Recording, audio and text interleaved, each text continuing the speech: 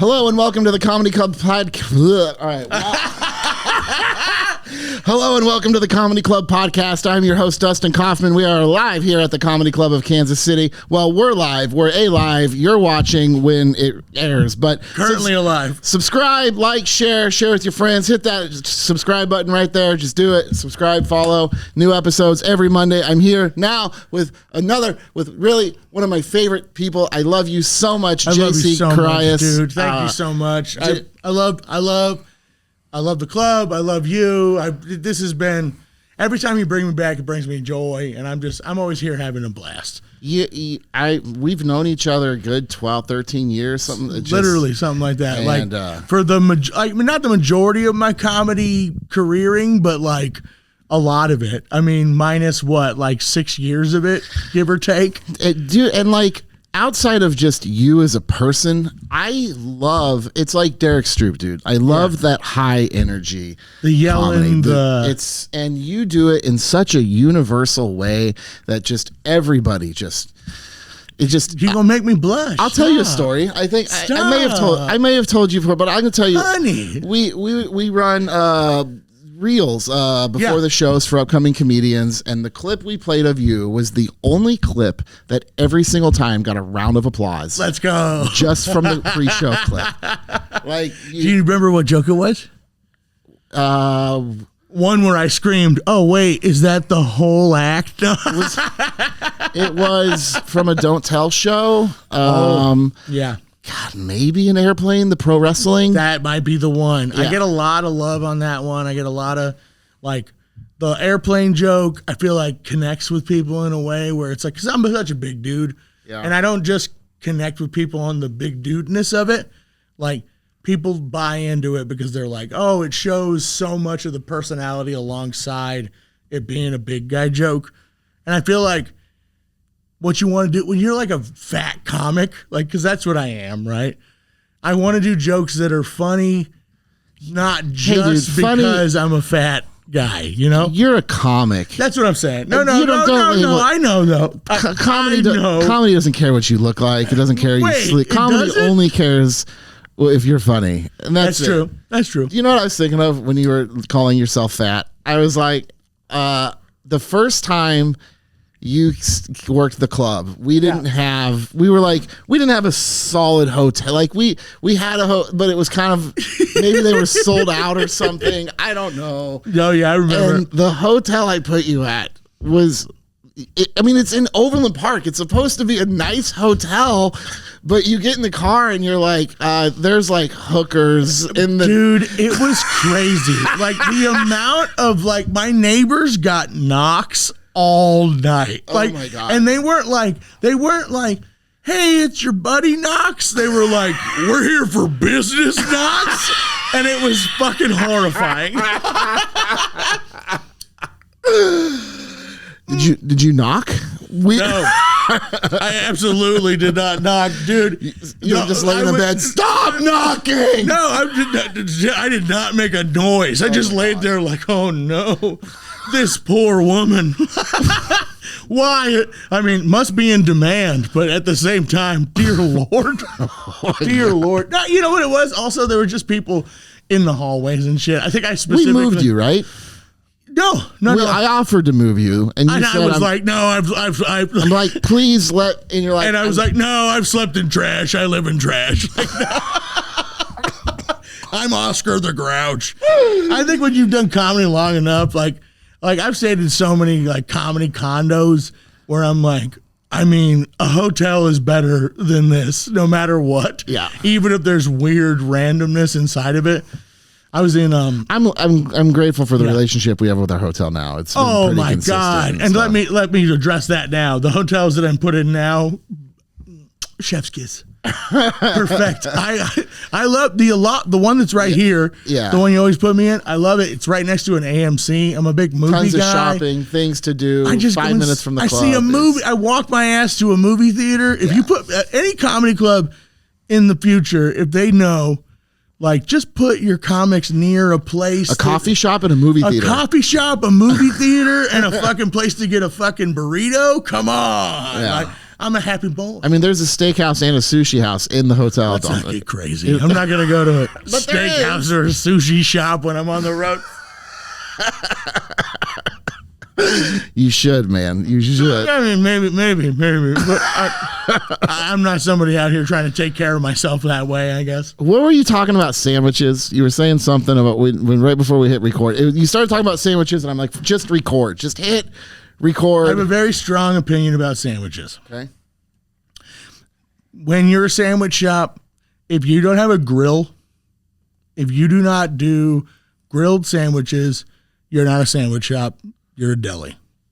Oh, okay. It's my personal opinion. Yeah. If you don't do hot sandwiches that are grilled foods off of a grill into a sub roll, you're not a sandwich shop. You're a deli. Yeah. That's my personal feeling about it. I don't always think of hot sandwiches when I think of a deli either. No. A deli's a deli. They can be toasted. Like you have the option. You can toast the bread and stuff like that, but I'm talking about like the meat. Yeah. I'm talking about the meat, brother. I'm this guy. I want the meat. With the Philly cheese, the cheese whiz, I don't care. No, we're not doing it. I don't want cheese whiz. I don't want cheese whiz. I don't want cheese whiz. Not on a sandwich. Not on a sandwich. I don't want it. Perhaps on a Ritz. I don't want it on a sandwich. You're right. If somebody's like, "Do you want some cheese whiz on a cracker?" Maybe I will choose that. If it's the only option. If that's the option. Like, all right, this is what we're doing. Fine, we're doing cheese whiz on crackers. But I will accept it. Buying cheese whiz at the... No. No. It's like the idea that after they make this beautiful... I like cheese from the deli. They're making this beautiful sandwich and they're cooking the meat and then like sizzling peppers and onions and then they're like... We don't need it. I don't care if it's a Philadelphia staple. I don't. I hardly go Velveeta, man. Like it's like sure. I mean, like if you're gonna do mac and cheese or something but you still need to put it. It has to be heated. I don't like this straight from the can. Do you eat macaroni? I get that. Are you a macaroni and cheese guy? I mean, not as much as you'd surprisingly, not as much as you'd think. What about ramen? I love ramen. So I've always said there's two kinds of people in the world. Yeah. Ramen or macaroni and cheese. I like ramen better. And you're the ramen guy. It's the hotness of it, the heat. You can have hot macaroni and cheese. It does cool off after. I just think that I like it to be. I'm a noodles guy. And when you're broke in your 20s, teens, 50s, whatever, like I'll tell you, especially in your like 20s yes. as a broke cop, whatever, you're that 39-cent box of macaroni and cheese, or how much is ramen? Like, and I was always the ramen guy, and ramen's cheaper, wasn't it? But I didn't do it. I didn't do it as like the soup. Like most people eat it as the soup. Okay. I remove all of the water for the most part. And then I do like a half seasoning packet on it. So you strain it and then just add it to the noodles. And then add the seasoning to the noodles, and then I'll put like chicken on it or something like that. Oh. Grilled chicken. I'm a meat guy. Aren't you fancy? I'm a fancy meat boy. Like so you eat ramen and you can afford meat? Well, I mean, I think that even when I was very broke, you could still buy chicken and cook it. Chicken's so expensive these days. Like chicken, I buy chicken now. If you try and buy what a chicken makes these days, just get a loan. You can't buy eggs. I'm so happy I'm not an egg person. I can't. People love eggs. What were some of the other broke foods you ate? Like, I was for a long time. It was those like really cheap frozen pizzas. I sustained myself off of like $2-3 frozen. Tombstones, even worse. Red Baron. Whatever was on sale. That's pretty much what it was. Like especially when I was first starting out, if I got near an oven, it was a pizza in it a lot. Cause I was like, there was a hot second where I was like basically living in my car. I had a home, but when I went on the road, I would just stay. Like I didn't drive back. Dude, when I first moved to New York, I was so broke. I lived on popcorn.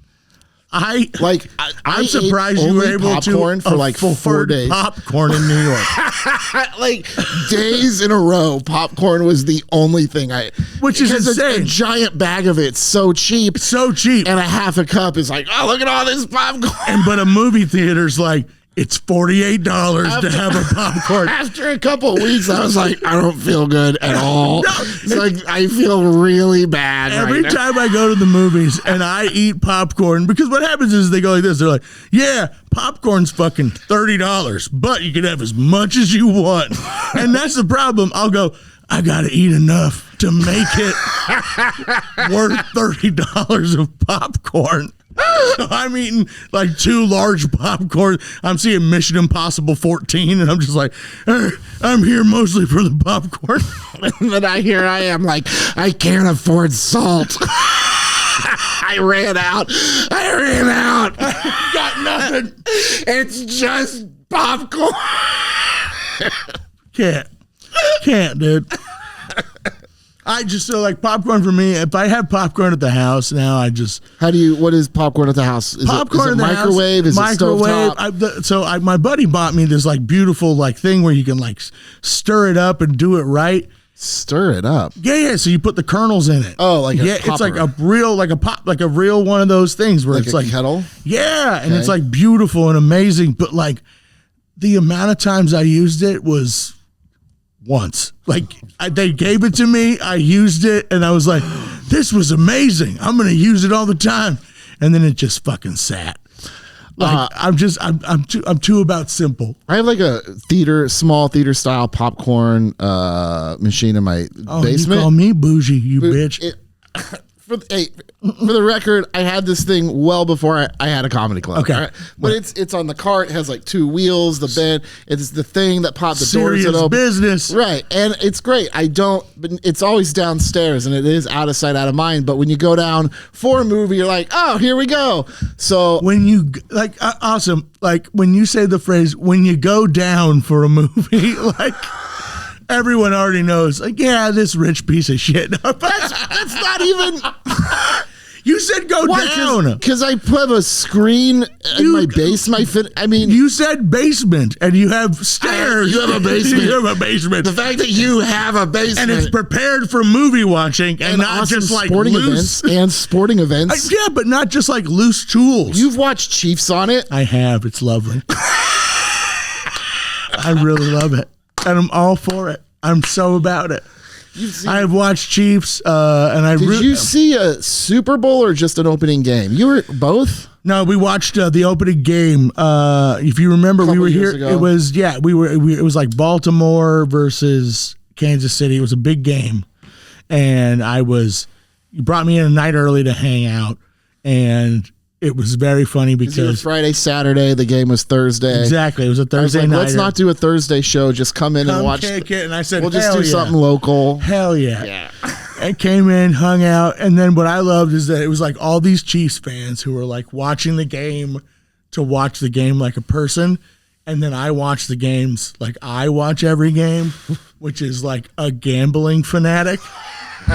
Where I'm literally like, oh fuck, I just need Kelsey to catch one more. Just one more catch from Kelsey. And then I'm like leaning into people who are just regular Chiefs fans, and I'm like, hey, you got any idea how many passes that Lamar has completed? Like, what do you mean? I'm like, how many passes has Lamar Jackson completed tonight? Well, so I think some of those people have gotten into sports betting on small amounts. They're spreading out. They're small amounts, but I think a couple of my friends are putting out some more than others. But you know what it is? I think it's becoming a lot more like prevalent in like just the whole country. Like DraftKings. ESPN is taking bets now. Like in most parts of the country, it is pretty acceptable to just gamble on sports. But in certain states, you can't. Like I'm in California, it's still not allowed. It's illegal. I have a bookie. You can I think they just passed it in Missouri. Did they just pass that in Missouri? Yeah, can we get it? But I also love that you're on the line. Like this club is so close to the border. Yeah. So you can gamble like you're like, well, just walk away. You can buy weed in Missouri, but sports bet in Kansas.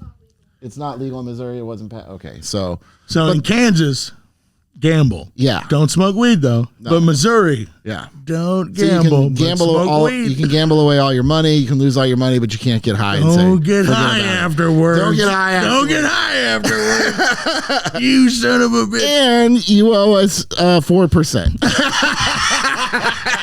Of everything you lost. Man. You lost it. You owe us extra. You lost and you owe us extra. Oh my God. That's gambling. I love it. I love gambling. Like, it's so fun. I like cards. I like all that stuff. It's just something that, like, we've played cards before. We've actually met in Vegas for wrestling stuff. Was it AEW? AEW. The Double or Nothing 2021. And what a great pay-per-view. Yeah, we had a night downtown Vegas and go into the show. What a good time. You had your tickets, I had my ticket and stuff, but we there and we hung out after the city. What it a was blast, good. dude. Yeah. I love that stuff. And you went to Mania and stuff like that. Like, I just really love, I think I got trapped. Like when I was 14, I don't know what happened, but my brain just stayed there forever. And I'm just like, I love all the stuff. Yeah. Like I'm like, pro wrestling, comic books, like I want all that stuff. It's just like that's what makes me happy, and I think that like so many people. Your girlfriend, right? Yes, absolutely. She into all that too. At least some of the nerds. No, hates all of it. Superhero, all of it. Hates it. Okay, and that's what's so fun about it. Where I'm literally like, I just have my stuff, and she has her stuff. And what's so funny is I'm so accommodating to her stuff. But she still hates my stuff. Like she'll be like, "Babe, we're gonna watch the new 90 Day Fiance," and I'm like, "Bet." And then I'll sit and watch that. And then if I'm like, and there's like a new Stranger Things that's like gonna come out, and she'll be like, "No." Oh my God, I'm at kind of the butt end of a Stranger Things binge. Oh, like I am on. You're catching up. Here's the thing. I watched, from what I could gather, I watched about 10 and a half seasons. But no, there's not that much. Hold on. There's 11 actual seasons. Of Stranger Things? There's 11. No, there's 4. No. I'm sorry. Stranger Things. I was thinking Walking Dead. I've been watching so much Walking Dead that you say Stranger Things. And I'm like, he said Walking Dead. Look, zombies. That sounds right. I got an in. I was like, I love that. That's all I can think about. I watched a ton of Walking Dead. I had to put it down. I'm like a zombie guy too. I love all the zombie stuff. George Romero, all that stuff. I love it so much. Like Dawn of the Dead is one of my favorite movies. Like I love that movie. Yeah. But it's just strange. Like the Walking Dead goes and goes. It just goes and goes and goes. I'm really questioning a couple of these episodes in the 11th season. I mean, and here's the thing: 11, like, and then they have some post movies, and like, I can't because they're just doing more. There's like seasons of new shows. Yeah. I mean, I get it. There's some like, hey, make money. Make your money. All I wanted to do was go watch Michonne look for Rick, right? Because that's the last thing. And I watched, and I realized I stopped watching right about the time I opened the club. Shortly after, just so much busy with that. You're like, I got to catch up. Fell off, and then I went back a little bit, and I watched, and then I don't know.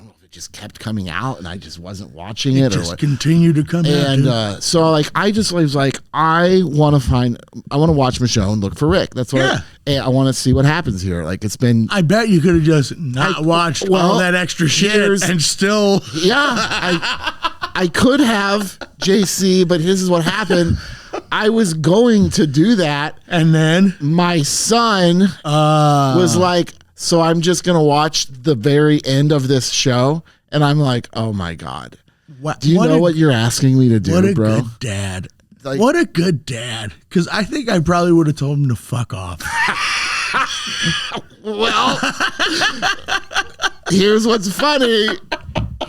So for like a week plus straight, first week of summer. Sat into it. All we did was watch Walking Dead. Lay into it. We had, dude, he's a head crunching. He's a coffee addict now. He's addicted to caffeine. How old's your son? 11. 11? We're staying up till 3 o'clock in the morning, 6 o'clock. Remember all that good dad shit I was saying, dude? It's the first. I don't let him drink soda. They don't have caffeine. Oh, yeah. And then like, he's having a cappuccino at 11 p.m. Like, what? Throw the fucking zombies on, Papa.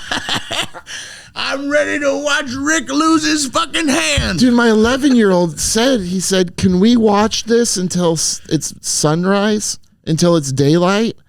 I'm like, dude, my little guy wants to see daylight. Good dad. He wants to watch zombies until the sun comes up. Until the sun comes up, and I'm like, this is my little buddy. And I'm a hardcore, but if I'm watching something, I want to watch it. This is my little buddy. So when he started passing out at about 11, I'm like, bro, wake up. Let me get a pot. Wait. I'm gonna brew a pot up. I got it. I got you. I got your little brown sugar, a little milk. You're gonna love it. You're gonna love it. And now he's like, so he goes, and the only way, he's Italian now. He's like, and now I wake up every day like this because my papa making me feel very happy in a way. So he's like 9 seasons nonstop, and then he's like, I want to go play video games. Bro! I'm like, you can't. So like he can though. So a day and a half of him like kind of, and I'm like, I want to continue. This is what a binge is. A binge is you finish what you start. You can't just stop to play and expect me to sit here like explaining a binge to your child. This is what a binge is. Don't you know what a binge is? We have the bag. We have to finish the bag. What are you doing? What are you doing? You can't do that to your child. You can't. You're treating it like you got a bag of cocaine with your kid and it's The Walking Dead. Listen, we paid for it, so we're going to snort it. Like, what are you doing? Listen, there's no way out of it. No. Because we can't put it away and we can't call the guy and get more. It's here. Right. Oh, no. I just taught my kid how to be a drug addict. Just a touch of a drug addict. Just a touch. Oh, my God. But I hope that he turns it into like fandom. He did, and so that's how we spent this. So I'm just wrapping it up by myself, and he's joining in here and there. That's good. And at least he's part of it. Loved it. Yeah, loved it. At first, he wanted to not watch it and get mad at me for watching it, and I'm like, you can't. Like, I'll wait for you, but only so long, bro. That's nice of you. Like. Daddy, I'm doing a restart. My girl. You got a little. I'm fiending. You need He needs a little touch. Little touch. He's a little pick me up. He's a little fucking Walking Dead. What's stuff they take to get off heroin? What's the stuff to get off heroin? He's just doing a little. Is it methadone? A little methadone. See, going to the methadone clinic. Methadone? You make him watch The Night of Living Dead. Yeah, I just need to clean up, man. I just need to sit back and watch Dawn of the Dead. Hey, man, I'm just trying to get clean, man. Just put on Day of the Dead. You know what I mean? Just give me the good stuff. And me and my girl are gonna jump into Stranger Things. How much of that have you watched? All of it. Okay. Every drop of it. Love it so much. She hasn't watched any of it, and I tried to get her to watch it early on. She was like, but she also wasn't a person who liked horror movies and stuff, and I love that shit. So you're gonna make her watch Stranger Things? No, so she's fully got into the horror movie stuff. I eased her in, and like she likes horror movies and stuff. Nice massage. We just saw Bring Her Back. Is that good? Fantastic. It's the next movie from the guys who did Talk to Me. Did you watch that? Australian horror guys? Maybe not. Holy shit. Check it out. So cool. But she'll come to all these horror movies with me. We went and watched Dangerous Animals. Did you see Barbarian? Hell yeah, I saw Barbarian. Okay, so somebody says to me, they go, Barbarian, I watched that. I was like, how was it? They go, it was really good. Horror movie. Great horror movie. Fantastic. But so I just take that as a fun. I didn't ask any more questions than that. Woo, what a great way to walk into that movie. So I was like, hey kids, I heard of a good horror movie. We should check it out. Hey kids! Holy shit! Barbarian is a wild ride. It started off like such a good, just like, with the real cash. The Airbnb. Real cash. Ooh, there's a creepy person in the basement. There's a creepy door. What's behind that creepy door? What am I looking at? It devolved into like giant titty monster. It was one of. It just. I've never had a movie leave a burning image in my. The only thing. Oh my God. And I. Until it was over, when I researched and like what took it out was seeing that it was even a man in a women's. So it was so not a woman. It wasn't even a woman. It's like just the most disturbing. Amazing. That movie is like so captivatingly scary. I love so much. I don't even scary, but just disturbing. I mean, there's a couple of moments in that movie that are really scary. Like, because they when they bring in the Skarsgård. Yeah. Whenever you bring in somebody who's a Skarsgård, you're like, that person's going to stick around in a movie. I love when movies do that to you when they're like, hey, we bring in the big actor and then they die. They can only afford that. It started like the first one, the one that sticks with me the most, Deep Blue Sea. Oh, wow. That's old, right? That one stays with me so much. Lawrence Fishburne? It's Samuel L. Jackson. And they bring him in for about half the movie. And they give him a moment. And it's like such a trope now. They do it all the time. It's like this moment that they build in movies now where a character starts to give a giant monologue. Yeah. And then they fucking kill him during it. And I fucking love it. Like, I went back and watched Deep Blue Sea because I was telling the guy who opens up for me all the time is Noah Kopfer, and my girl are both younger. They're in their 20s. And they hadn't seen it. And I was like, we got to fucking watch this fucking movie. I'm like, Deepest Bluest. But what's funny is I made them listen to the LL Cool J theme song from Deep Blue Sea first. Because if you remember in the 90s when they were making horror movies, there was a hot minute where just rappers were awesome in the movie doing their first acting thing. And then they made like a horror movie rap about it. And those are fucking pitch perfect. Busta Rhymes did a Halloween H2O rap. Oh, yeah. And go back and listen to it. He's like, Michael, like, what the fuck is happening?